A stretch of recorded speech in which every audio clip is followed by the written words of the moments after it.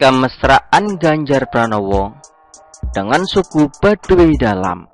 Di Baduy luar, tapi saya tadi dari Baduy Dalam, sambutannya sungguh sangat luar biasa, merasakan bagaimana kearifan lokal itu ada.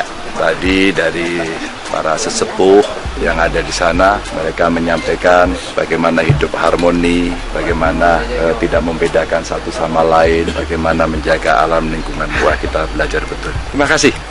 Belajar banyak dalam beberapa jam. Jalan jauh sampai ke Baduy Dalam. Terima kasih yang dalam-dalam. Dunia ini panggung sandiwara.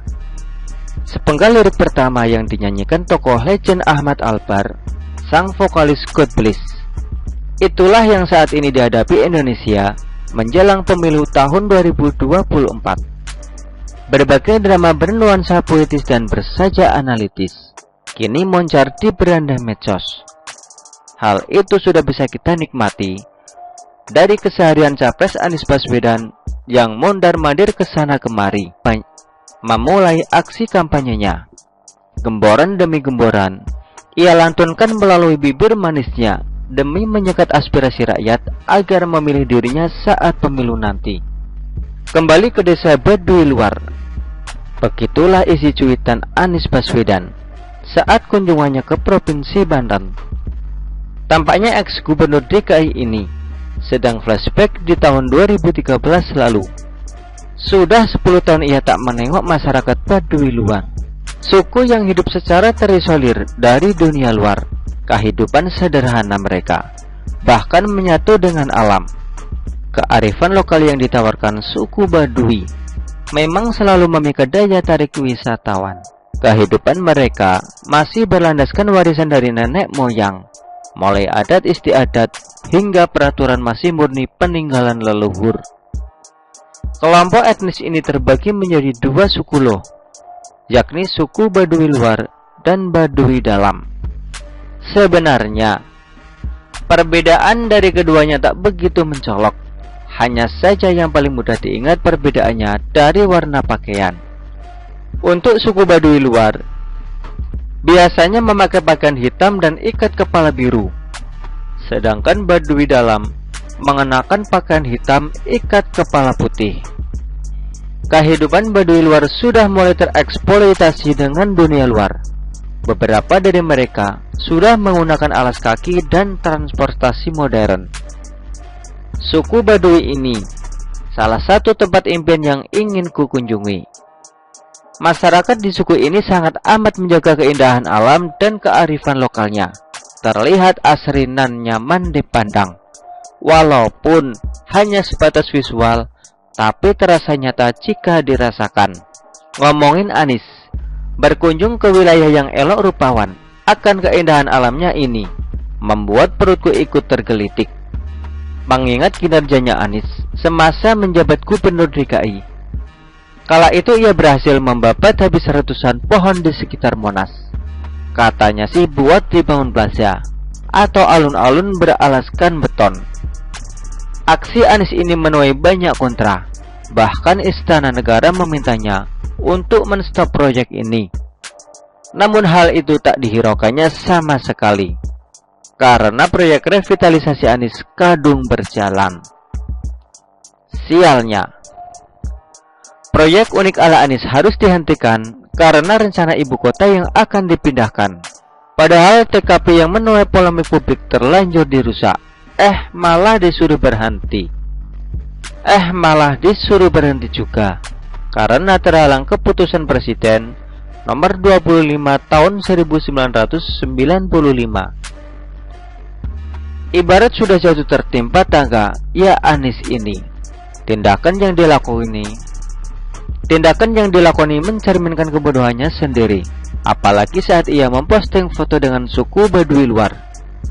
Dengan layaknya yang terlihat kemaki, ia memamerkan pada netizen kalau dirinya berhasil memasuki wilayah suku Baduy luar. Duh, lagi-lagi bener nih. Lirik lanjutan lagu God Bless. Ceritanya mudah berubah. Beda banget dengan apa yang dilakukan Anies saat menulis captionnya. Hidup berdampingan dengan alam, menjaganya dan mengambil manfaatnya tanpa harus merusaknya. Mencela-mencele banget ya politisi ini. Urat malunya di mana ya? Sampai dirinya lupa dengan apa yang telah diperbuatnya dulu. Maklum dah, kan ia bagian dari kampanyenya. Wah, jika dibandingkan dengan Ganjar Pranowo, beda jauh sih pastinya. Kalau Anies kan pamer bisa masuk suku Baduy